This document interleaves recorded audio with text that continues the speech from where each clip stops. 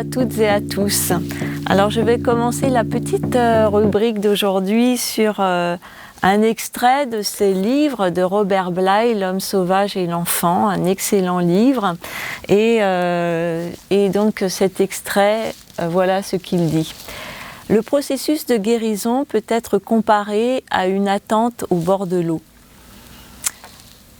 À chaque fois que nous plongeons notre blessure dans cette eau, nous recevons une nourriture qui nous donne la force d'aller plus loin. Être initié, par conséquent, ne consiste ni à s'élever au-dessus de sa blessure, ni à se recroqueviller à l'intérieur de son moi meurtri. Être initié, au contraire, vise à faire comprendre comment ou quand, en présence d'un mentor, la blessure doit être trempée dans l'eau. Alors avec l'élément eau, c'est ce que nous faisons. Nous trempons notre blessure. Chaque élément, le feu, l'air, la terre, l'eau, chaque élément a des spécificités et voilà ce que nous permet l'eau.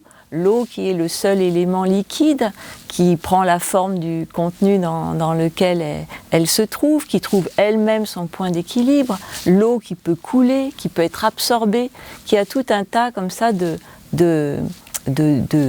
capacités, de dons qu'elle peut nous offrir, nous aussi. Et l'eau c'est la guérisseuse. Pour moi, c'est vraiment voilà, cette énergie qui guérit en lavant essentiellement nos émotions. Hein. L'eau est reliée à tout notre émotionnel. Alors dans le corps, ça va se situer au niveau des reins et de la vessie, voilà, tout ce qui est concerné par l'eau. Et puis, au niveau de notre cœur, c'est l'eau de nos larmes, hein, et les larmes qui nettoient le cœur, qui nettoient les émotions. Alors ces émotions avec l'eau, c'est celles qui sont en lien avec notre passé. C'est toutes les parties de nous qui ont été refoulées, qui ont été bannies, exilées au plus profond de nous-mêmes, parce qu'on ne leur a pas laissé la possibilité de s'exprimer, de trouver un moyen d'expression en ce monde, parce qu'il y avait l'éducation, parce qu'il y avait les parents, parce qu'il y avait l'école, parce qu'il y avait s'adapter à ce monde et à cette société. Donc on a refoulé tout un tas de choses, ce qui a créé, engendré des émotions limitantes en fait, hein, très limitantes, de colère, de peur, de tout un tas de choses. Et puis ces émotions du passé, bien sûr, c'est alors les émotions. Je vais quand même vous citer les 6 émotions de base qui sont donc la joie et la tristesse, la colère, la peur, la surprise et le dégoût. Voilà, c'est ces 6 émotions qui sont essentielles à l'homme. L'homme aujourd'hui, je pense que le règne humain ne ferait plus partie de la terre s'il n'y avait pas eu ces émotions. C'est-à-dire que c'est normal de se dire que la joie et l'amour, la joie et l'amour, oui, sont des émotions, des ressentis, des sensations positives, mais c'est pareil pour la peur, la colère, etc., qui ont permis à l'homme de se méfier, de fuir quand il y avait un danger, le dégoût de ne pas s'empoisonner avec des plantes, par exemple, etc. Donc ces émotions sont importantes.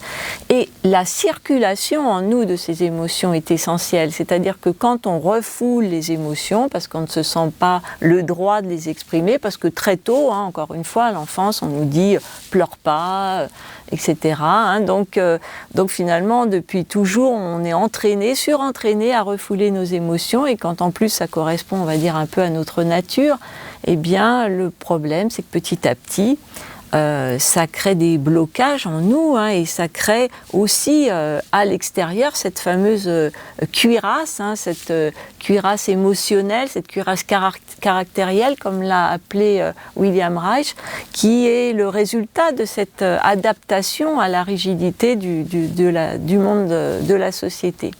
Voilà. Donc l'eau nous permet de remettre déjà d'aller repêcher tout au fond de nous, hein, ces émotions qui sont enfouies, bien enfouies. Donc l'eau nous permet ce travail de plongée, hein, c'est comme une plongée sous-marine, nous dit Gabriel Roth dans son livre sur la danse des 5 rythmes. C'est vraiment une plongée sous-marine à l'intérieur de nous pour voir tout ce qu'il y a là tout au fond et tout ce qui flotte comme ça autour de nous quand on commence à s'introspecter, comme ça dans cette profondeur, dans cette quête de voir qu'est-ce qu'on a besoin d'aller repêcher, de remonter à la surface pour se sentir vraiment bien.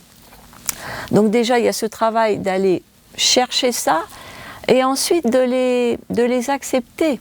Hein, l'eau est un élément fluide, c'est la fluidité que nous enseigne l'eau. Donc à la fois, il y a ce lâcher-prise qui nous permet d'aller rechercher. Il y a cette ouverture qui nous permet de dire oui à tout, finalement, de dire oui à ce qui a été bien, oui à ce qui a été moins bien, voire oui à ce qui a été nos blessures, nos souffrances, toutes les limites imposées ou qu'on s'est mises à nous-mêmes, etc. Donc c'est un travail de lâcher prise, de plongée sous-marine, d'ouverture à tout ce qui a été sans aucune exception, d'accueil, hein, donc de remettre de la fluidité dans tout cela, avec la force, parce que l'eau c'est à la fois fluide, hein, Lao Tse dit rien au monde n'est plus doux et fluide que l'eau, mais pour dissoudre le dur et l'inflexible, rien ne la surpasse.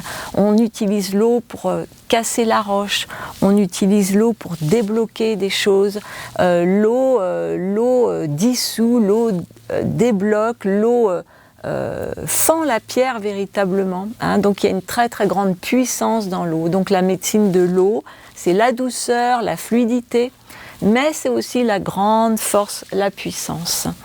Voilà, je m'arrête là pour l'eau. Il y aurait sans doute encore beaucoup de choses à dire, et puis une autre fois je vous parlerai d'un autre élément, mais voilà, utilisez l'eau en conscience, ou votre douche, ou en allant marcher dans l'eau d'un lac ou de la mer, et puis offrez à l'eau toutes vos blessures, et puis demandez à l'eau de venir purifier votre cœur émotionnel pour pouvoir être finalement la résultante de tout ça. C'est que grâce à ce travail, on accède à qui on est profondément. Donc on accède à notre moi supérieur qui est profondément à l'intérieur de nous.